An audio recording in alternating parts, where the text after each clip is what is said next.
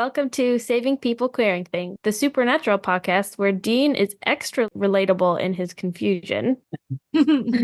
And we meet Garth. I actually totally forgot about that. I was very happy. It's like the best part of this. It's like my favorite part of this episode. Yeah, it did not let me down at all. Yeah. Like several weeks ago, you were like, I don't think we get Garth until like season 8. You it were was pretty like, recent. Right? You thought you were like, oh, I think it's still a while before we get to Garth. And I was like, it's like 2 episodes away. Yeah. Like, you got no idea. He's gonna show up one day. Just a funny little guy. And they referenced him for the first time back in like season 4, right? Yeah, I don't remember exactly when, but it's been a while. Been a long time coming. Mm-hmm. Well, today we are pulling up to season 7, episode 8, season 7, Time for a Wedding. I'm your host, Sam. My pronouns are they, them. I'm August, and my pronouns are they, them. I'm Noah, pronouns he, him. Awesome. And the question I have for my co-host today is, what would your reaction be if one of your siblings came to you and was like, hey, I'm getting married today to this person that they've been dating for like a week? No, but is it a similar situation in like that, like you've met this person before and they were weird and creepy and stalker-esque, and then like 2 years later you see this person again and they're like, yeah, we're getting married. Is it the exact same situation? No, just like if your just sibling like was a random, yeah, because it's not we don't live in a supernatural world where it would be like, oh my gosh, someone's put a spell on them with me, right? Or someone's obsessed with me, right? Like, well, I mean, that can happen in reality, but witches aren't real. It's a bold statement to be putting out there. No, I think it would still be unnerving. It'd be a little odd, but I would have some questions. Yeah, I have some questions. If a sibling was like, I'm gonna get married after I've only known someone for a week, I'd have some questions. If anybody in my family was gonna do that, it would be Hannah-Beth. So and that's already not likely. So no, I don't think it would be. I don't know if any of your other siblings would be more likely. I don't think that would ever happen. I don't think that would. No, not that quick. It would be like something is wrong. Being realistic. Sorry, something's going on. See, that would be my reaction. Would be like, what am I missing? What piece? I would be like unlike Dean in this episode. I would be like, something is off. Something is off. And not just because of who it is. And I would, but because I was like, none of my siblings would make that kind of decision. Yeah. And I also like, Dean, honey, baby, why didn't you think about a witch? Why didn't you think about spells? Why didn't you think about, like, you really think this is real? Right? You really buy it like, that okay, quickly? Whatever, they checked that she's not a monster, but like, yeah, they not know that all spells monsters show up as monsters. Exactly. Well, yeah, people can also be like nefarious. Like, there's like, it's still really suspicious. A monster's even a if monster. Sam seems fine. No matter how small. Monster's a monster no matter how small. There's the episode title right there. Aww. Actually, I don't think that episode title makes any sense, but it is a funny saying. It's fun to say. It is fun to say. What about you, Sam? How would you react? I think I would have a similar reaction to August. I think I would be like, something is wrong. Please tell me more. Yeah. About what is going on. Because what? Let's have a little one-on-one over here. And be like, far away let me get you far away from that person you are presumably gonna marry. Who might be influencing you right now. Not naming any names. Let's go. Let me ask some questions about why. Yeah.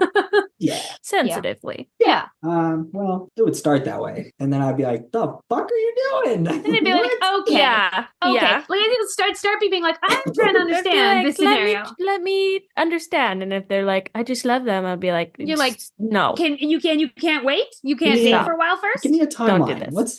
What's this history looking like? You can't date for a while. You can't do something less long term. Like, I don't know. Exactly. If this is the right person, they're still going to be the right person. What, move in a together? Year? Easy. Yeah. Or like even move in together. I was like, I would not recommend that for someone you've only known for a week. But like, that still seems less risky than, a legal bond that is a legal contract. Yeah. No, thank you. Yeah. Also, I have some questions about how this marriage happens and also gets dissolved. I have some questions, but we'll get to that. Yeah. Yeah. It's a weird one. Yeah. Well, now that you've met your host for today, it's time to catch you up. If you haven't watched Supernatural recently, here's what you've missed on the road so far. First up, August is going to recap the whole show up until this point. Okay, which is a lot. Let's do this. Are you ready? No pressure. It's just 6.5 seasons. Mm-hmm. Okay. I think that I am ready. Yeah, I'm ready. Alrighty, I'll count you in. 3, 2, 1, go. So this guy named Chuck, and he's been writing these books for many years about these two brothers who fight monsters. And then it turns out that these brothers are actually real, and this prophet is maybe not a prophet, but that's not really important. What's important is that there's this girl named Becky who's obsessed with these books, like so obsessed to like a really, really bad sign. And she's met the brothers, and they stopped an apocalypse, and now they're hunting down leviathans, and we don't know what's going on because there's no books anymore, but like it's some weird shit's happening. That's amazing. Fantastic. I don't know how much you learned about Supernatural in that, No, but you know, that was like some the context. seasons That from was Becky's great. perspective. It was so good. I know. Yeah, I Give you love some that. context for what we're going into. I love it. Yeah, Which that is- goes right yeah. into Noah, who's up next to recap this week's episode. Okay. Let me know when you're ready. I mean, I think I'm good. I think I'm ready. Amazing. All right, 3, 2, 1, go. Okay, so we start off. Dean is called by Sam after they've been split up for a few days, and then he goes to Vegas, I think, and shows up, and Sam's all dressed, ready to go. Dean is wearing his tux and his fed suit, whatever. And then Sam's getting married to Becky, and then Dean thinks, oh, that's kind of fucked up, and then runs away, and then like comes back and is like, I'm sorry, what's going on? And they don't know, but it turns out that Becky is using witch's brew given to her by the one and only Leslie Odom Jr. and is basically love spelling Sam into forgetting everything and marrying her, and then they stop it. Yeah. Nice. Nice. Got hung up on too many little details. Oh, good. You got the main stuff. Yeah. You got the main stuff. Well, now that we're all caught up, it's time for this week's hunt. Today, we are pulling up to Season 7, Episode 8. Season 7, Time for a Wedding. Through the theme of consent, which is the best theme for this. Oh my gosh, honestly. Yeah, very specially chosen for this episode. We will start maybe with some content warnings. Yeah. I think we should say some content warnings. Yep. So content warnings in this episode and in our discussion will include like drugging, SA, a lot of like consent violations are all kind of topics of this episode. We will do our best to talk about them in really sensitive ways, but please listen at your own discretion and with your own safety in mind as you listen to this episode. This episode is kind of got some goofy stuff and also some pretty heavy stuff. So any other content warnings that I missed there? No, feels pretty solid. I Roundabout. think those are, the big ones. It's mostly just consent stuff. Not just, but like that's the main That's the main biggest, warnings on this episode. Yeah. Okay. Yeah, where do we start? No, what did you think, Noah? What did you think was going to happen in this episode based on the title? And then honestly what did you think? Kind of guessed it was something like this, like a wedding trap or hunt or something. Like, they go to a wedding and the bride and groom are one of them's a monster or something. Like that would be interesting too. But I didn't think it would be Sam's wedding. Yeah. To Becky. Yeah. I was not a fan of Becky this episode. We tore Becky a pretty good one last time she was here around. Yeah, for real. Yeah. And she was dating Chuck at that point, and it was super weird. Super weird already, and this one is worse. Yeah. Yeah. Non-consensual from the top. Like, fuck that. Yeah, Becky. Becky is the writers seem to have real beef with the Supernatural fandom, and this is probably like the worst. Like they did that earlier seasons too. Like they did that in Real Ghostbusters. There was like this sort of like mocking tone around the fans, but now they've gone into like full on like evil, a pretty offensive view of like a super fan. Yeah. With Becky, because Becky is just like Becky does bad things in this episode. It does not matter what she like kind of saves them at the end. Like Becky, it does bad things in this episode, and they're not really redeemable. The episode doesn't do, I think, a good enough job of like really clearly making it clear that like that you can't just like wipe that away. Yeah, there's no excuse for it. No, and she has that whole thing where she's like, "Oh, I'm lonely and whatever." It's like, okay, that doesn't matter. You've made all of these choices. Yep. And that's also like not the primary sort of like research shows that that's not the primary like factor when it comes to like SA. Yeah. Like sexual assault, sorry to use the full term. Like that's not, those situations aren't about like people who are lonely. Those are about like power and control. Yeah. Which is more what it seems like from Becky, is like she wants this control over her life and other people's lives, and she's willing to like cross significant consent boundaries to get it. Like that's not about her being lonely, and it's sort of offensive that the show pretends that it's just because she's just like a lonely obsessed super fan. Yeah. Like gross like gross way to think about your fandom and gross way to speak about your fandom on your show. Yeah.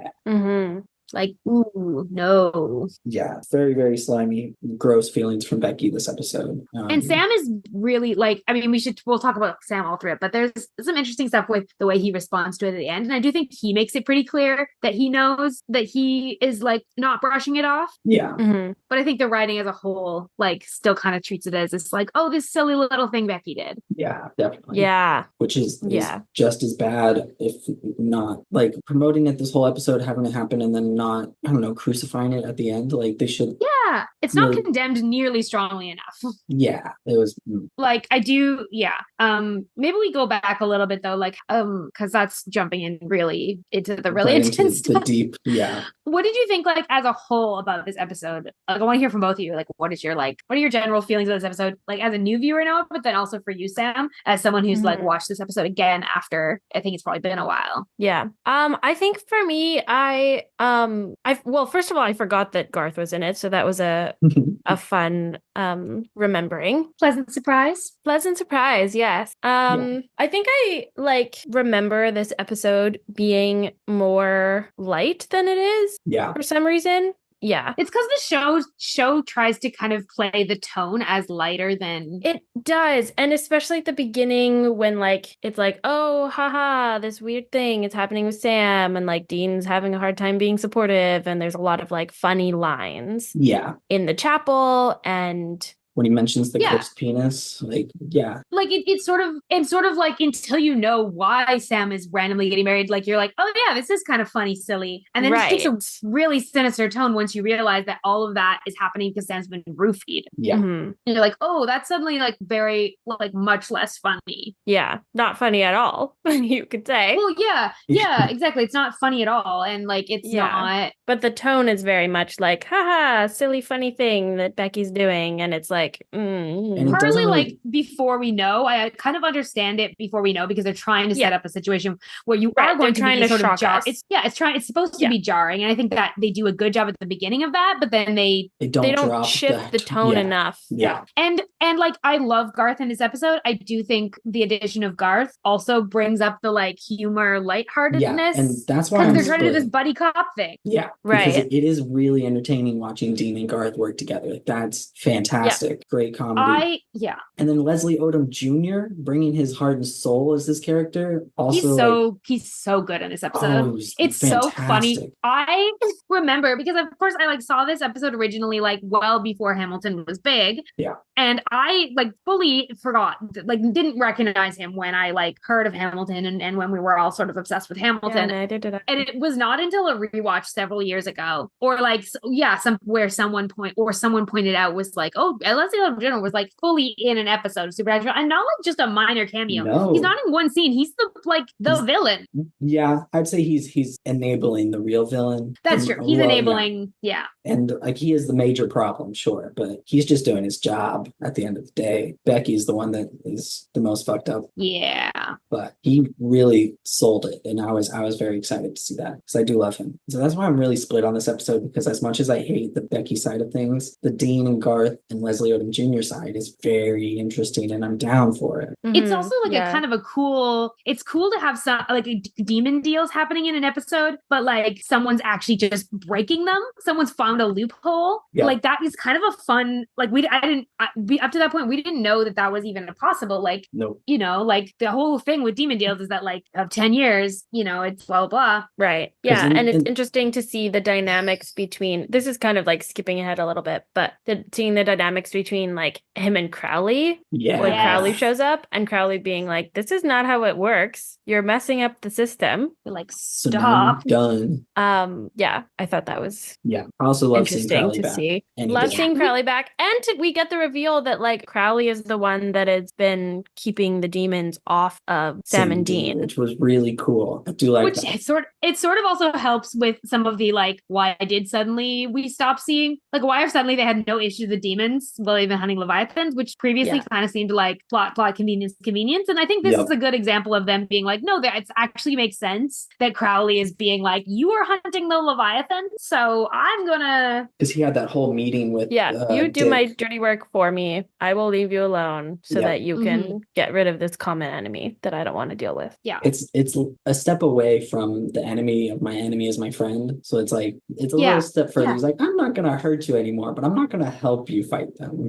Right. So, He's like, I'm not responsible for this. You are on your own. Like, I don't really care if you die, but like, I will at least I will just at least not be responsible for you dying so that you can hopefully kill the bigger threat. Yeah. Which is fair. You know, it's very strategic. I'm gonna have to take over and try to figure out some shit. Otherwise, and I currently don't know how to do that. Yeah. Like, which is also pretty big points for the Winchesters in the fact that like these two random dudes, the King of Hell is like, yeah, I'm gonna maybe see what they can do first before I just see what they can do. Because then they can pay the consequences if there are any. Not me. They stopped an apocalypse. He's showing quite a bit of faith in them because they stopped an apocalypse. He's like, well, you know, maybe, who knows? And they stopped him from getting, well, I mean, they didn't really stop him. Cass did, but they were instrumental in that whole situation too. Yeah. But Leslie Odom Jr.'s character, though, is like, he's such a fun acting role for him too, because he's playing this sort of, and again, this is again sort of supernatural and queer coding. He's playing this sort of like gay best friend vibe.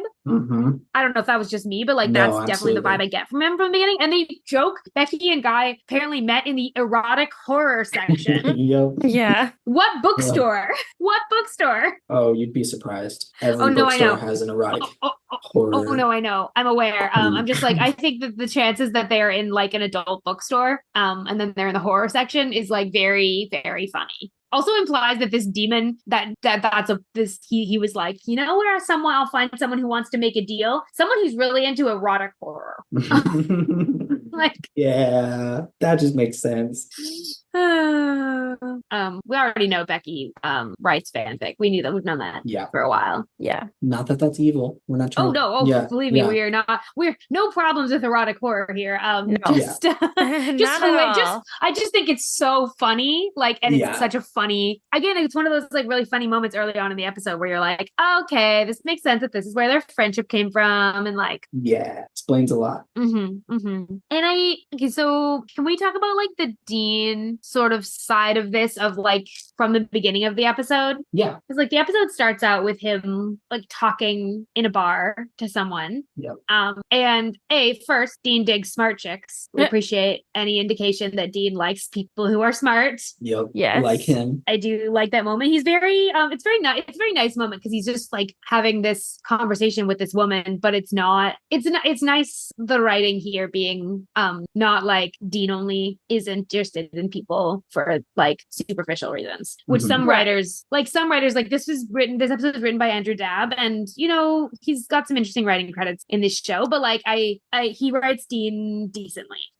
Like see some other episodes that Andrew Dabb has written. I'm just gonna pull it up because I thought it was interesting, because I was like, what episodes has he written? Because I think part of these episode I really like, and then parts I'm like, interesting. So at this point he started writing in season 4. He wrote Yellow Fever, After School Special, Jump the Shark. Of note, he wrote Dark Side of the Moon, which is like tons of Sam and Dean backstory. He wrote Weekend at Bobby's. He wrote Frontierland.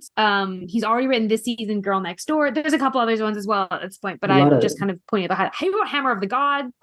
He's got some good credits. Like, he's got some good credits so far. Most of those he wrote with Daniel Laughlin, which includes this one. Okay. A lot of Dean focused episodes. Yeah. I like that. So anyway, just like I think he understands Dean better than some of the writers do, and he doesn't like write Dean as stupid. And he doesn't write Dean as like only like Dean digs smart chicks, and Dean makes that really clear when this girl is like, I'm getting my PhD, and Dean's like, that's really cool. Genuinely, not like just trying to hit on her. Which I liked. Right. Yeah. And it's just this like really sweet moment where he's not being gross, he's not like heavily hitting on her, he's like wants someone to talk to. And she's so lovely and like listens and sees right through his friend story. Yeah. Okay. So does anybody actually do the my friend thing when trying to get advice? Does anybody do that? I think people do it ironically. Yeah.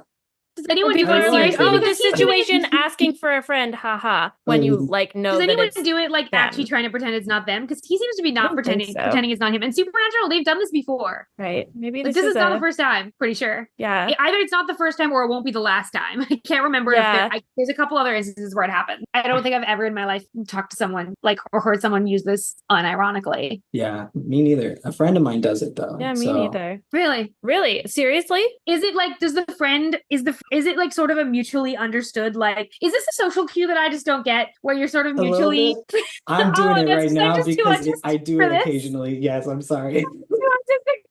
It's just the autism. It's just the autism. I'm just good. like, why are we? What social game are we playing? I don't understand. It's hard to tell sometimes. That's why Sort I of talk about mutual- my is friend just- every is once it in a while. Is it just usually like mutual understanding that we are both It depends on how gullible the other person is. like? Are you Yeah. actually trying to have the other person believe it, or do you think or is it sort of a mutual understanding that I say my friend and and I know we both know that I'm talking about myself. I've done it both This ways. is just sort of ignored. Yeah. I mean, I've done that where I will like say something a scenario or something that is like maybe a little embarrassing about myself. Mhm. And then I'll be like, oh, I'm just asking for a friend, which like everyone knows. See, that one that I I'm understand not. a little more. If I'm faking it, then I'll be like, a friend of mine says, like, do Right, like I some think it really depends on the reflection to it. See, you've done that before, and I do catch that. But every think once in a when while, people- I just Yeah. drop it completely confidently. Like, oh no, a friend of mine was just they went to the grocery store or whatever and hit a tower of cans with their cart. I don't know. I made that part up. But if you just jump into it confidently, then it's Right. fine. I don't think I would pick up on that either. This is fascinating. This is a fascinating turn of events. Go back and listen to every episode. If you can find where I'm talking about a friend, tweet at us and I'll confirm or deny.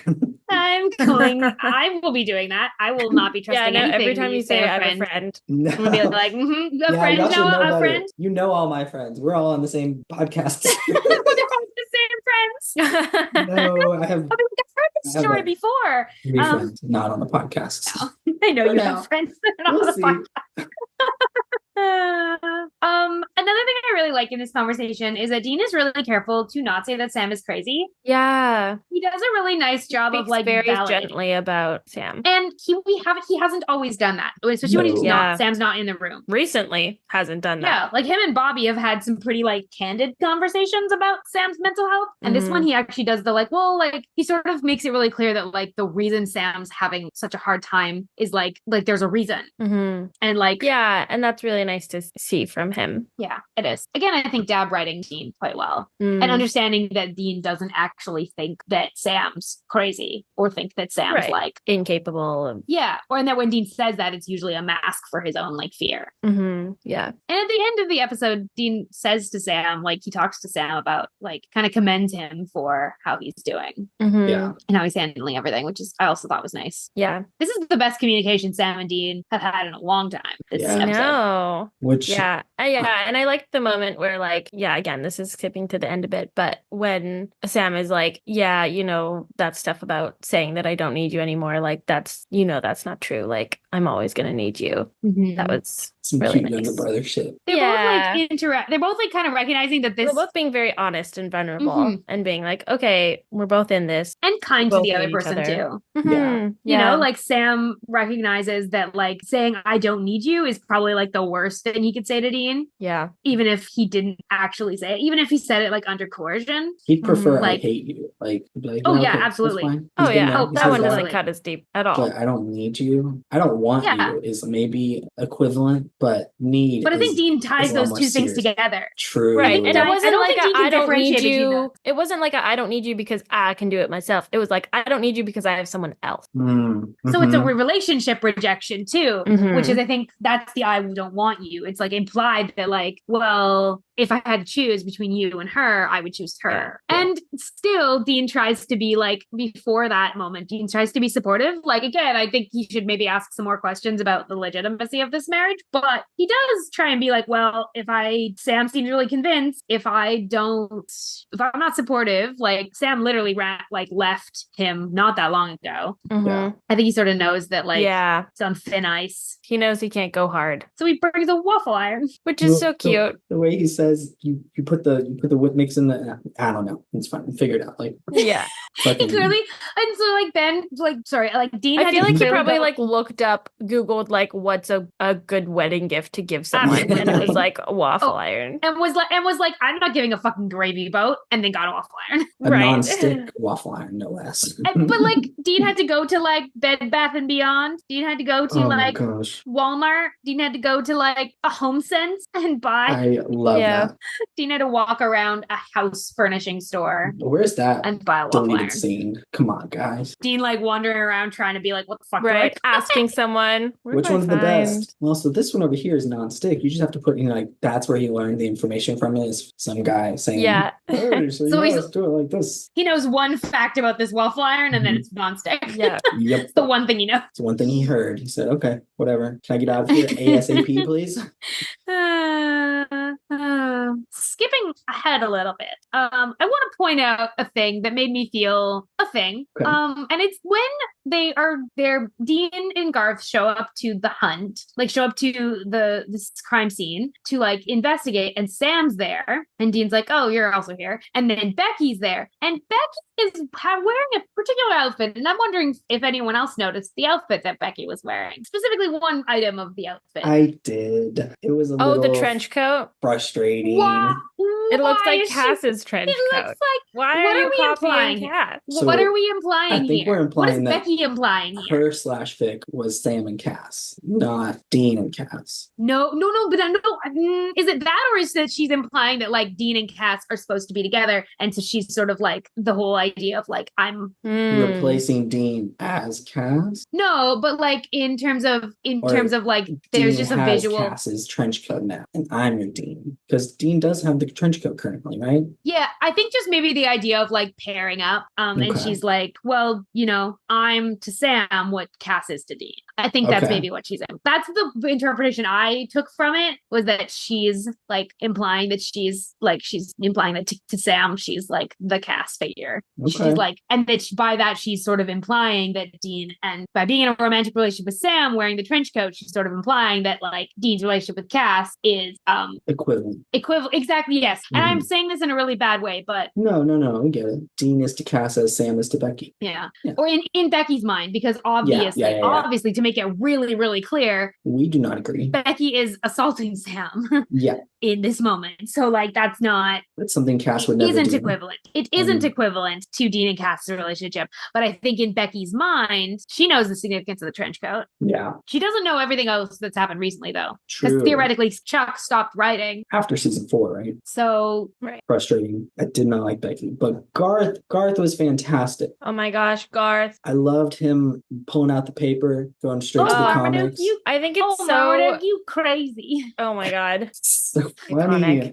I think it's so funny too when like Dean enters the restaurant, he's like looking around and there's this like more burly guy that he like kind of goes towards and he's like, this Uh-huh. must be the hunter. And then Garth is like, hey, are you Dean? And Garth turns around and it's this like tiny little. Scrawny And little Dean's DJ like, oh Qualls. fuck no. It's like, this is worse than Sam. He's like a lot skinnier and a lot shorter. And why? Why are you here? Why did Yeah. you assign me the little nerdy dude? And the thing is that then the comment that Garth makes about like, oh yeah, Bobby said you'd be all surly and premenstrual working with me, but sticks and stones. Like, first of all, kind of a rude comment. I could do without the But, like, misogyny in that comment, Yeah, but like the misogyny is not great, but I think it is funny that like Bobby was like warned Garth and was like, he's not going to be happy, just so Yeah. you know. And he's gonna be grumpy about this. Gonna be grumpy about it. He's got a lot going on. But, And but Garth also is just speaks, like takes it in stride. yeah, also With tells us confidence. a lot about Garth as a hunter. Like if this is the hunter that Bobby sent. Yeah. Like Bobby obviously trusts Garth. Yeah. He's sending him to work with his kid. Right. Which is then really funny because they paint Garth in the like fight scene. They painted him as just being super incompetent because Yep. he just gets He's the- knocked out and doesn't help at all. Nope. He's the cartoon done. character that just sort of like gets whammed on the head with a frying pan Right. and then is just like squashed. Out Or- for or the a rest waffle of the iron. fight. Oh, the waffle iron. Literally, the waffle iron. Yeah. And then him and Becky making eyes at the end. Like, Oh what my the gosh. And fuck? Dean is like, nope, no. Like, were you not paying Honestly, attention? I really hated that. It was so Yeah. bad. You're like, come on, Garth literally like knows this Becky Just assaulted someone for like a week. Right? Like, why are we like, who the fuck cares that she's lonely and maybe you're also lonely? That's weird. And again, this is one of those like things about the writing. I think the like has writing this is whole bad. like desperation thing. Yeah. And the writing That is implies that weird. that Garth would be interested just because She's available. also right, and that he would be willing to overlook her previous actions because he's also lonely, which also is just sort of like really rude way of like talking about people who are experiencing like loneliness or desiring like or people who like want a connection or want a relationship but don't have one. Like it's a really rude way of talking about them in terms of both Becky and Garth. Yes, and this is like a whole thing. Like this, they've been talking about Becky like this since we met Becky. She's just like this desperate sort of girl who's willing to do anything to like and then attention. who does? Yeah, it's bad. And they make it be like, oh, this is just because she's lonely and wants to be with someone, and not because she's just a bad person. Yeah, it's not actually what it's actually about, which is this like troll thing that she's exerting over Sam, where she's like, and she like is pretty ruthless about it throughout the episode. Like she is really very, very forceful. Yeah. Like every time Sam starts to come out of the she's like force feeding him drinks. She's knocking him on the head with like the waffle iron. Yeah, the waffle iron this time. Yeah. Sort of indicative of like the way that like abuse and like assault escalate too, because she starts out with trying to convince him and trying to manipulate him verbally, and then when he won't comply, she like escalates her behavior towards like more and more violence, which is like horrifying. Yeah, because you're like, how far were you going to let this go? Like, how far were you going to take this? Yeah, if you didn't get what you want, like for how long were you going to maintain this charade? Yeah, I mean, Leslie Odom Jr. offered her 25 years. She would have probably made it last that whole time. Would have been fucked up. Yeah, and I think it's so interesting and gross, the whole conversation that they have when Sam is literally tied up in bed, where he's like, you roofied me. Which I kudos to the writers again for using the correct term. Yeah. And for Sam actually be like letting Sam actually be like, hey, you violated my consent. Yes. Not okay. Yeah. Sorry, let me finish your point. And then her response being like, a roofie? I would never. It's like, okay, what do you think is happening then? Like, how do you define this? What? Yeah. If it's not a roofie, then what is it? Like, what do you mean? It's like, so they present her as sort of self-deluded. Really convinced herself that what she's doing is not that bad. Yeah, because her whole reasoning is, I want you, and this is the only way. Like, yeah, this okay leads into my mixtape choice for this episode, which is a Taylor Swift song. Okay. Yes, that's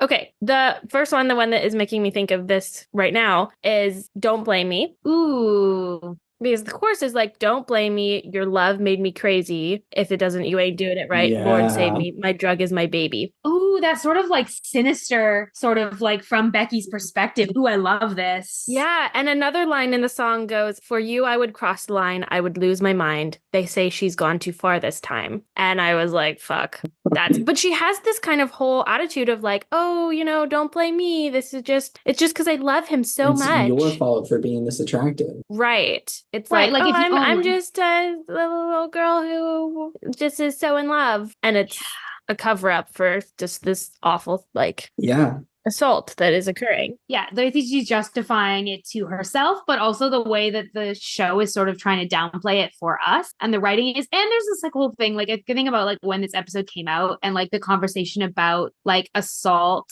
especially when it comes to like men. Like I think this is episodes coming out in like 2012. And I think the conversation more largely was a lot less like educated when it comes to like, I think a lot of times when it's a woman assaulting a man in popular culture in that era, that's often played off of as a joke. Yeah. I think we still have that happen to this day, but I think particularly it's not the same thing. That's not possible. It's not the same thing. And you're like, it is the same thing. Yeah. It is the same thing. Yeah, because there's no way they would have done this with a man. They would not have been able to get away with making an episode this light and fluffy No. if Becky was a man. It would come across so tone deaf. And I see this episode on like lists of funniest Supernatural episodes. And every time I see it on a list of funniest Supernatural episodes, I'm a little bit like, ooh, no, actually. Like, Can't I trust get you or your sense of humor.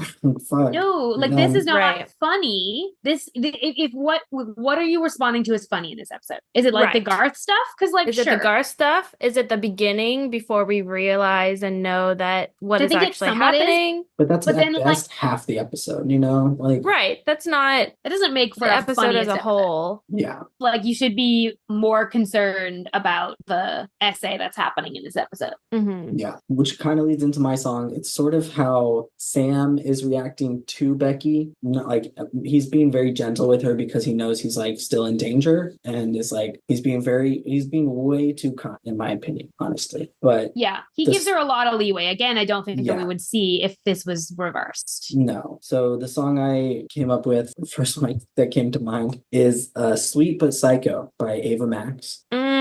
Yes. And you know, it's sort of like, yeah, this my partner is a little psycho, but I'm gonna play it off for laughs because she's really hot, but she's messing with my head and sort of thing. So I think that's what he tells Becky, but it's not how he actually feels. I think he wants to get out of this situation and just leave it We'll say, behind. And yeah. so he's like, sure, I understand you're lonely, blah blah blah, whatever. Like, yeah, I don't think it's how he actually feels. No, he's saying whatever he needs to No. say to get out of the day alive. I also wonder about like one thing I know I made was like, is this when he says to Becky, he says like, Becky, you're like better than this, and he's sort of saying it in an encouraging way. Is that Sam's like unfailing hope in people, because we've seen that, or is that Sam being a strategist and basically being like, I'm trying to make sure that you don't ever interact with us again? And like, which is it, Sam being cynical, or is it Sam actually being like sort of like hopeful for people? And I think I like the idea more that he's being strategic. Yeah, I do think that makes Yeah. more sense. Yeah, I agree. I think that makes more sense because he's clearly very upset Yeah, before Becky like decides to work Mhm. with them and they trick the demon. Yeah. When he's like tied up and having those conversations, he's very upset and doesn't Rightfully. have that like compassion piece for her that he's now showing. I think it is a strategy move. And we've seen him do things like that before. Like he is very strategic in the way that he talks to people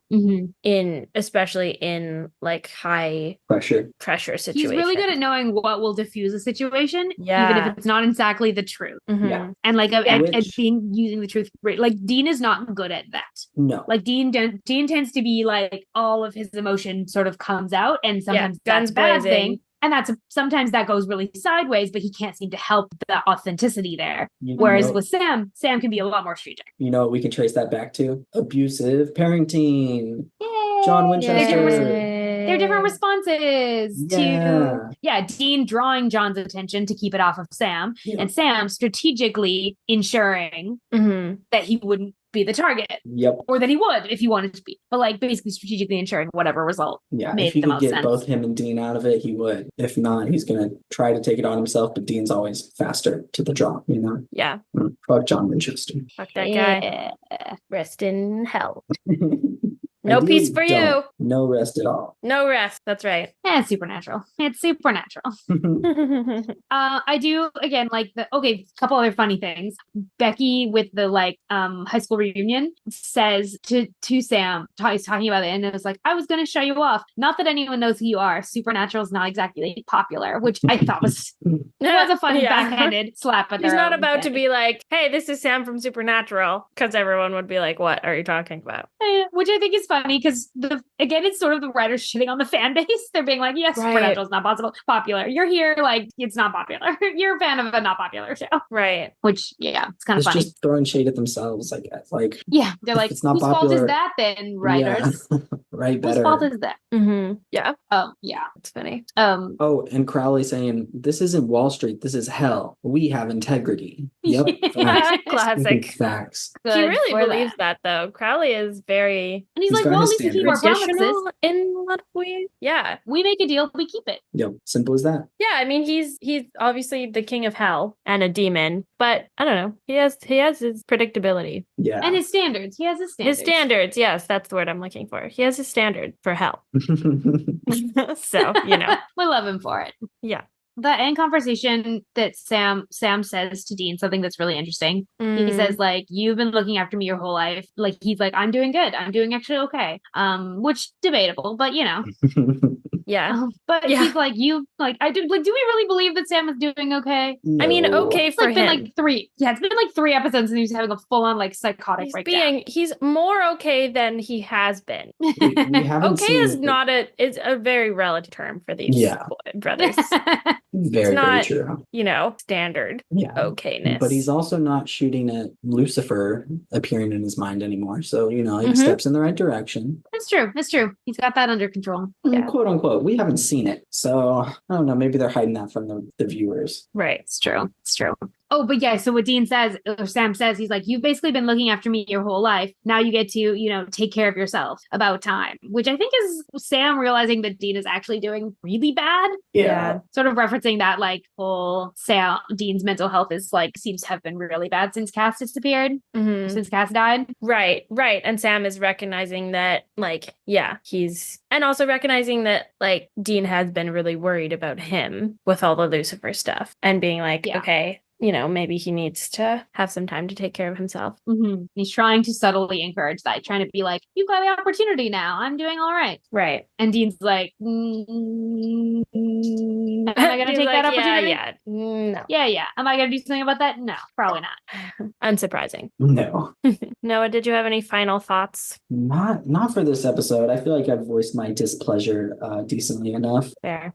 I did enjoy this episode, not because of like the issues with it, but just because I think it's actually like a really interesting episode to talk about. Yeah, same. Like it's a really interesting plot and a really interesting episode, and like the cameos are fantastic. Like we get Crowley and Garth. Becky is always interesting to have, and we get Leslie Odom Jr. Like I think it's not a dull moment in this episode. True. There's always something to get hyped for, get mad about, or that's pretty much it. Or laugh at, I guess. Yeah. The next episode, though, How to Win Friends and Influence Monsters, I'm there for that one.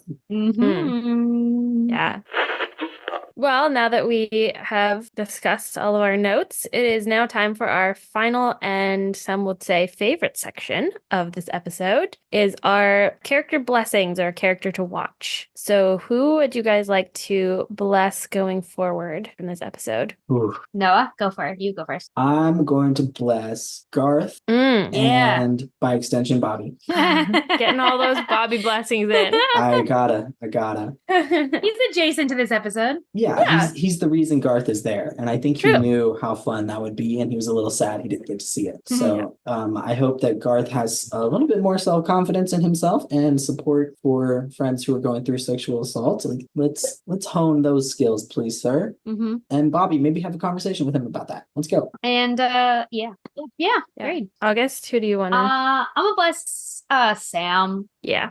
This is a however comedically it's presented, this is an awful situation, and he deserves to be able to take it seriously and have others in his life take it seriously, and he deserves to be able to like do whatever he needs to do to get justice and also recover from this. And obviously, like it's really hard for there to be any actual justice for what happens to him, but he deserves at least to not have it haunt him like many other things have haunted him. So I hope that a blessing for him to have whatever he needs to recover from this. Absolutely. Hell yeah. Yeah. Well, since you picked Sam, sorry. I'm gonna bless Dean because he's really not doing well. And no, he's not hiding it well. Yeah, and I hope the like conversation that he had with Dean or that he had with Sam could be like, I hope that he really takes that to heart and listens and it's like, okay, maybe I should focus on myself. Yeah. I'm not convinced that he's going to, but no, that is my hope. Not for an opportunity. At least. Yeah. Those are good blessings. Yeah. All around. I agree.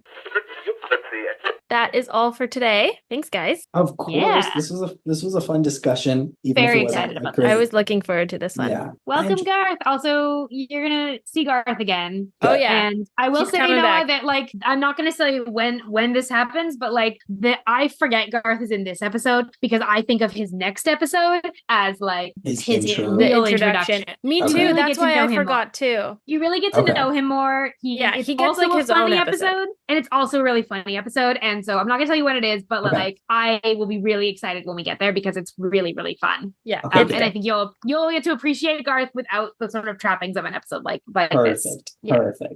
I can't wait. Always Yeah. love queer icon DJ Qualls on our screen. Yes. Yes. Yes. Incredible. Oh my god. Can't wait to talk about some stuff with that later. But we'll get there. We'll get there. Good.